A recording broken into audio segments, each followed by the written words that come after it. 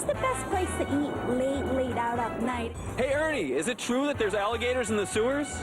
Is it true that Lady Gaga went to this private Catholic high school? Ernie, how's the weather going to be tomorrow? Well, hi, everyone. I'm Ernie Anastos, and welcome to New York Wants to Know. This is a program where you ask the questions about anything, news stories, entertainment, relationships, whatever, and we get the answers for you right here, right now. We've been hitting the streets to the city and see what New York wants to know and what New Yorkers want you to know, like this familiar guy. Hey, Matthew Morrison from Glee here. New York, I want you to know that I am home. I miss you so much. Happy to be back playing basketball in the streets, running through Central Park.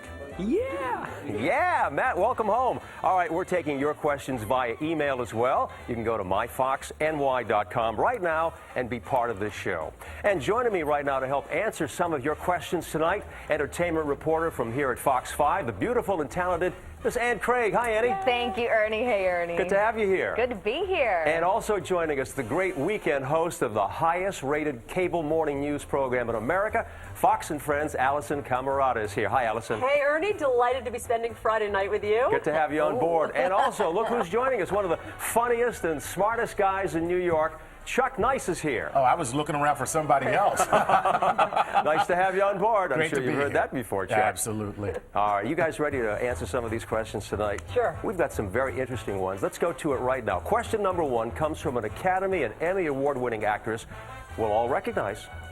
I'm Marcia Gay Harden on New York Wants to Know, and I want to know where that underground river is in New York City, or is it just urban legend? I want to know. All right, let's find out. Allison, we're going to throw this one over to you. What's the answer? Okay, I've been doing some research. It's not just an urban myth. In fact, there are streams that used to be above ground that now are beneath. Take a look at this old map.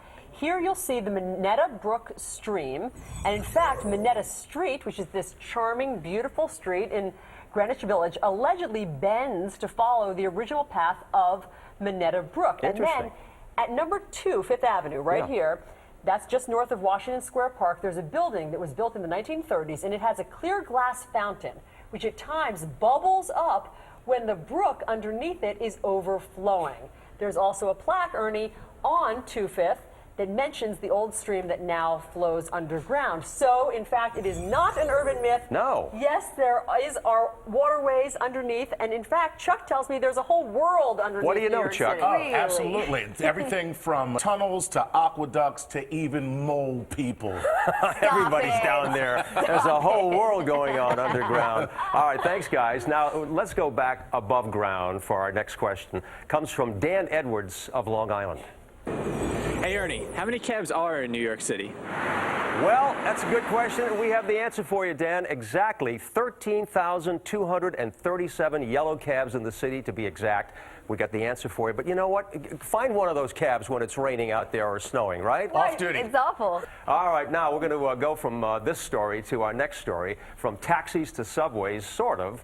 Keep the meter running, because we're going to head over to Mickey Mantle's restaurant on Central Park South, where manager Bart Alexander has a question about America's favorite pastime. Hey, Ernie, the Subway Series is this weekend. I know who I'm going to be rooting for. How about you? Well, let's check it out. Does anybody want to chime in the Subway Series? This is hot. This is big rivalry in New York. Annie, you did some homework on this question, too, didn't you? I did do some homework. You know, this actually started in 1997. Interleague play was the first time they were able to play each other. The Mets won 6-0, but the series itself started in 1999. And in 1999, they took on each other 3 games at each stadium. The Yankees, however, have won 42 times to the Mets 30. So if you go with history, you got to go with the Yankees. Yeah, Andy, thanks for that. But statistics aside, we ran into a couple of young ladies on the street, and they had some heated conversations about who's going to win this year. Watch. Hey, Ernie, I think the Yankees are going to win the Subway Series. The Mets are going to win. The Yankees will probably win. The Mets are going to win. The Yankees will win. The Mets are going to win. Coming up next on New York Wants to Know, what's the connection between Lady Gaga, the Kennedy women, and Paris Hilton? We have the answer. And Sarah Jessica Parker loves the city. I just simply cannot leave the heartbeat of this city. I cannot do it.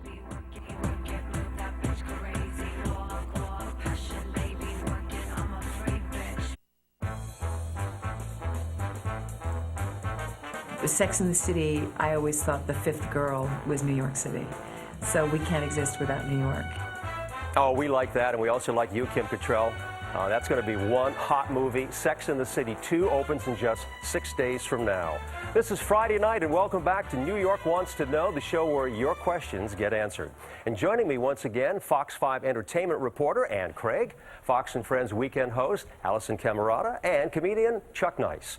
All right, speaking of Sex and the City, our next question is just about that very topic, and it comes via email from Jenny, a viewer from Brooklyn. And she says, "Dear Ernie, why does it seem that so difficult for me to find a date in Manhattan? It seems that every time I go out, there are a lot of girls out there, but where are all the single men?" Good question for you now, Chuck. Let's try to help Jenny out. Well, Jenny, I know why you're asking, and unfortunately, this is one piece of man candy that's off the market. I knew you'd say that. Seriously, what it comes down to is simple mathematics. There are just over 2 million women in New York City, and there's only 1.6 million men. So when you break it down mathematically, there's 0.8 men for every single woman in New York. Wow. And that makes it a little tough.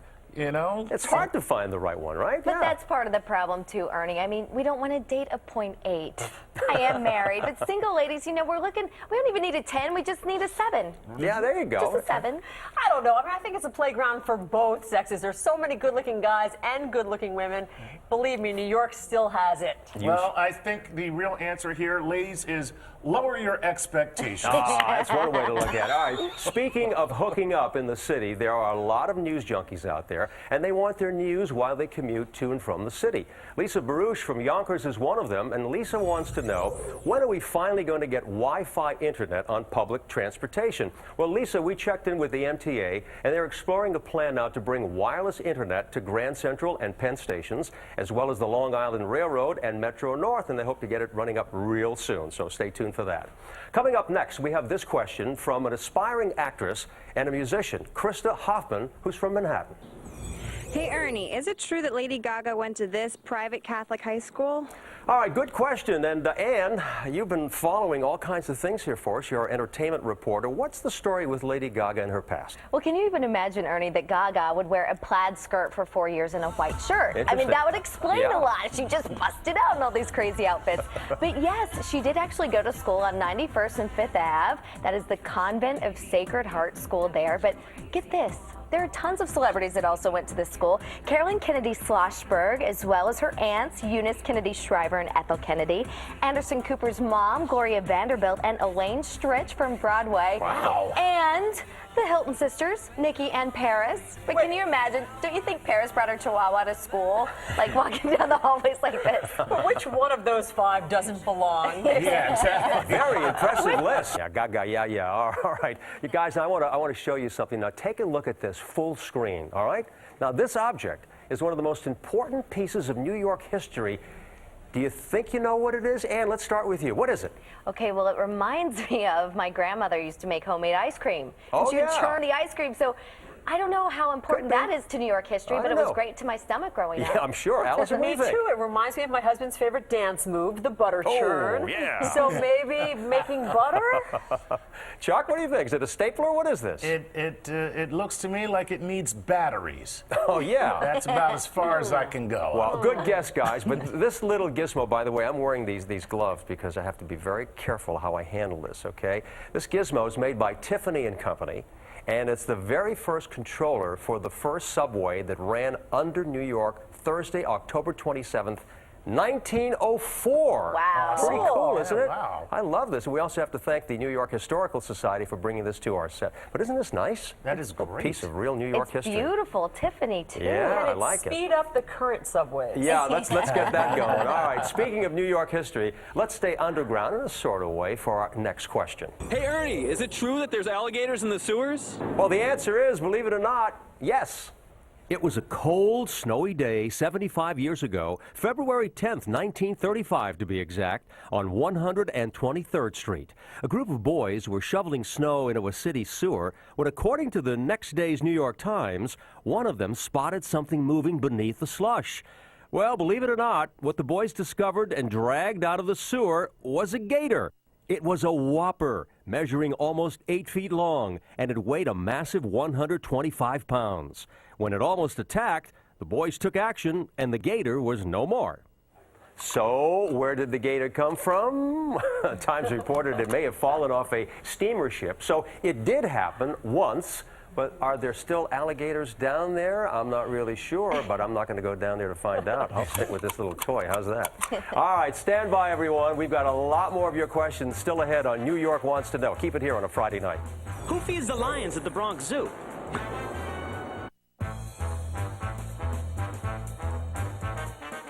Hey, Ernie, I'm standing out by the Lion King here, but I really want to know who feeds the lions at the Bronx Zoo? All right, hold on, Justin. Welcome back to New York Wants to Know, the show where we get the answers to your questions. And here to help me out tonight, my panel, Ann Craig, Allison Camerata, and Chuck Nice. Good to have you all on board. All right, so Justin, you want to know who feeds the lions at the Bronx Zoo? Well, we headed uptown to the Bronx for that answer. I'm Ralph Abrosa. I'm a senior keeper at the Wildlife Conservation Society at the Bronx Zoo, and I'm in charge of feeding the lions.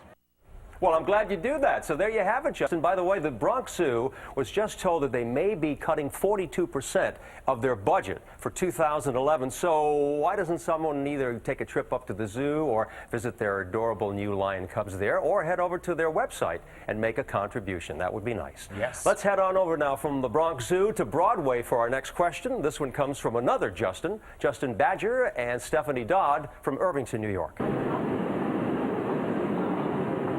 Hey, Ernie, we've got a question. Was there a real-life Addams Family? I like that question. Annie, you know all the answers about what's going on with the entertainment world, so what's the story there? Well, I recently covered the opening of the play on Broadway, which stars Nathan Lane and Bebe Neuwirth. We need some music. Da-na-na-na. Da-na-na-na. Okay, so we got the step sound. Was it a real family? I would love to say yes, that there is a Morticia and Gomez and Wednesday. But I'm sorry, folks, hate to burst your bubble. This actually started as a 1930s cartoon in the New Yorker magazine, believe it or not. And the artist is a legendary cartoonist by the name of Charles Addams, which is very good. The Addams Family. Yes. Didn't you love that show growing up? Absolutely. Of course. However, what we should let this young lady know is that the Munsters are real. Good to know. Da-da-da-da. You guys are good. They're creepy and they're what? Kooky. Kooky, that's the one. And spooky. All right, we have a video question right now. It came in this morning. Take a look at this one. Hey, Ernie, I'm Peter Abramson. And I'm Kim Abramson. And we have a question. We have twins, and they're just wonderful. We are so excited to have them, but they are a lot of work. And we heard that Joan London has 2 sets of twins. How did she do it?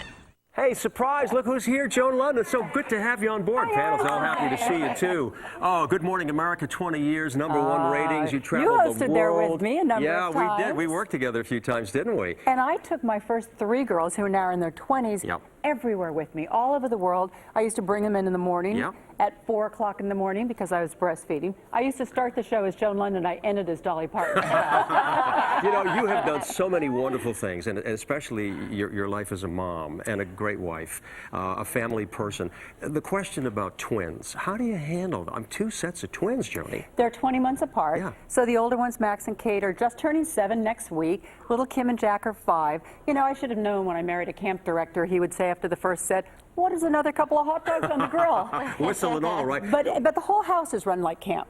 You know, they get out of the tub, there are 4 towels and 4 little jammies right there. We've taught them to take their things to the sink after dinner. Took me a while to find out Jack threw away all my spoons. You are so organized. I have no spoons. Also, Allison, you know about twins too, right? I have twin girls. They're 5 years old. I can't believe you have 2 sets. What's easier, 7-year-olds or 5-year-olds? 7-year-olds. Good to know. So there's a light at the end of the tunnel. But there's a pylon at my house. You know, we went from man-to-man to zone defense. Right. Joni, what are you up to these days now, okay, aside from taking care of those wonderful children? Because there's never enough to do. I actually started a line. I used to wake people up in the morning. Now I'm tucking them into bed at night. I have a line of bedding called Joan London Home. It was launched on QVC last week. It was a huge success. And now it's going to be available and starting in June at Walmart.com. So it's been a great load of fun. Congratulations. You guys are going to be watching Make the Calls, right? Of course. We all have to order something from you. My good Joan. pleasure. I love the show. So good I love to see the show. you. This is great. Okay, congratulations. We'll be watching on QVC. Thanks, guys. Take care of those little kitties, Tor. All right, coming up next here, we have an interesting question. It comes from Evelyn Bosler of Oakland, New Jersey. She says, hey, Ernie, I want to know what's the best place to ride a bike in New York City? Well, guys, for this one, we're going to go to a good friend of ours who knows all about bike riding and lots more. Right, Doc? Hi, Ernie. Dr. Oz here. I want New York to know the best biking trail in the city is up the West Side Highway, starting near the site of the former World Trade Center, then up through Riverside Park, across the George Washington Bridge, and up the Palisades on 9W through Piermont and into Nyack. The round trip is pretty long. I've done it. Just turn back whenever you get bored or tired. Back to you, Ernie. Yeah, I'm working a thing right now. All right, thanks, Doc. We appreciate that. Our next question comes via email. Judy Berman of East New York writes, "Hey, Ernie, I want to know whatever became of little Bernadette Castro, who jumped all over her father's sofa beds. Remember that? I remember that commercial so well. It was a classic New York television piece of history." Well, it definitely was, Judy. If you grew up in New York, you'll remember that a commercial, it was really something you wanted to watch all the time. It was just like yesterday, but you know what? Bernadette's all grown up. What's up now? Hey guys, the little girl that opened the sofa grew up. My hair got lighter. It's funny how women, the hair gets lighter as they get older. I went on to be Parks Commissioner under George Pataki for 12 years. Loved it. And now guess what? Back in furniture. We're relaunching the Castro Convertible brand, so stay tuned. CastroConvertiblesUSA.com. We like that. A little bit of flashback there. She looks great. Bernadette, don't jump on the bed this time. You guys at home, don't go anywhere. We still have more on what New York wants to know coming up. Hey, Ernie. I'm visiting from Boca Raton, Florida. Where's the best place to eat late out at night in New York City?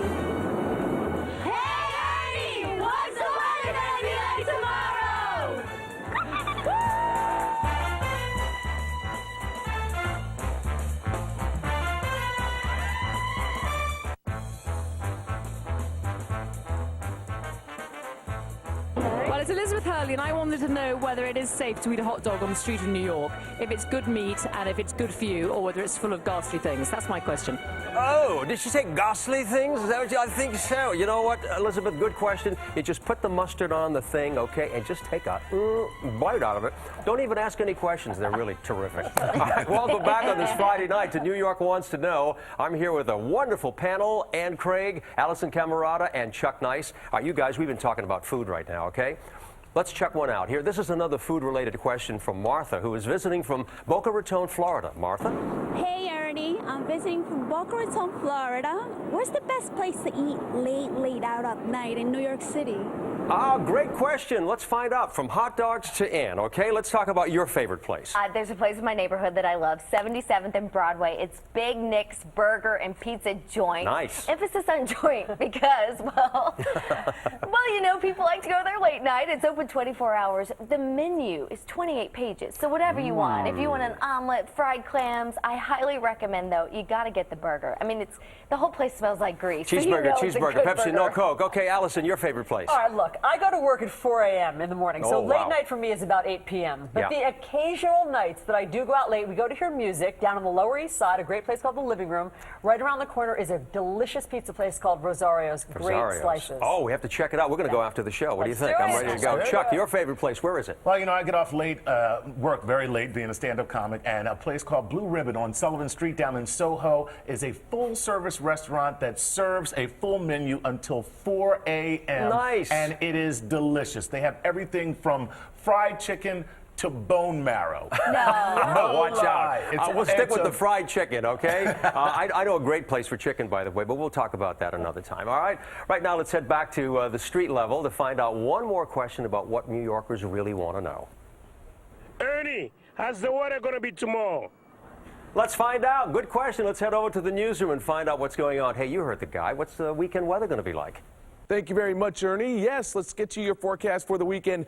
Tell you what, Saturday looks pretty nice for you. At least it starts off sunny for you, but we will see some more clouds coming in the afternoon, but it's going to be rain-free, high temperature making it up to 74 degrees. Now on Sunday, we are going to see cloudy skies around town, cool temperatures as well as rain, possibly some drizzle, high temperature only making it up to 72. Back to you guys. Thanks for the update, and thank you, Ann Craig, Allison Camerata, Chuck Nice. Thank you for being here. You've been a great part of the broadcast, okay? Thanks. Really enjoyed it. And before we leave you tonight, some of our neighbors and familiar faces wanted New York to know what they're thinking. Thanks for watching. New York Wants to Know. We'll see you again next time. Have a great weekend.